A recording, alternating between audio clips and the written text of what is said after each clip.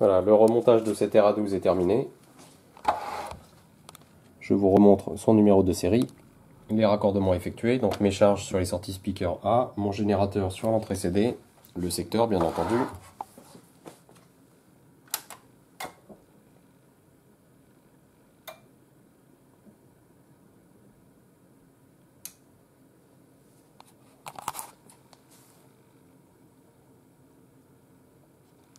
Je mets mon signal à pleine échelle. Vous pouvez constater que les deux canaux sont toujours présents, sans distorsion. Je vais à nouveau aller chercher la saturation en augmentant le volume progressivement.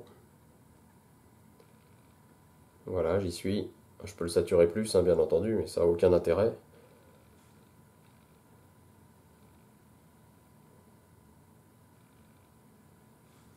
Donc, sans saturation, à la limite de sa puissance maximale.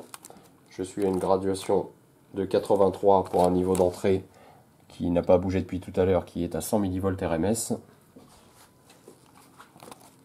L'appareil tient le choc sans se couper et sans s'emballer. Alors je ne vais pas trop le solliciter, pour l'instant j'ai laissé la feuille du client sur le dessus, ce qui empêche l'évacuation des calories. Donc je vais éviter de le détruire alors que je viens de terminer l'intervention.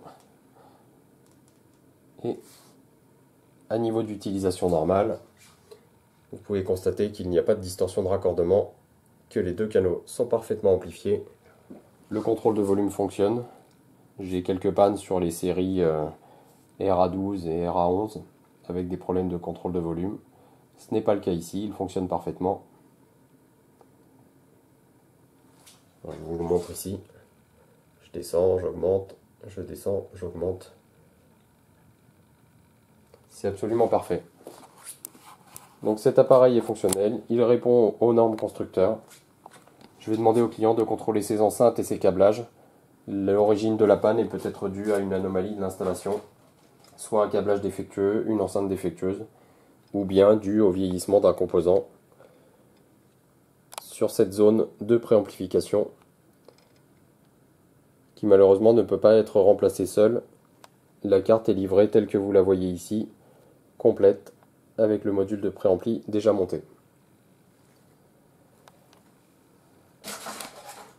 Je sors ma fiche de réparation et nous restituons cet appareil la semaine prochaine chez KLS.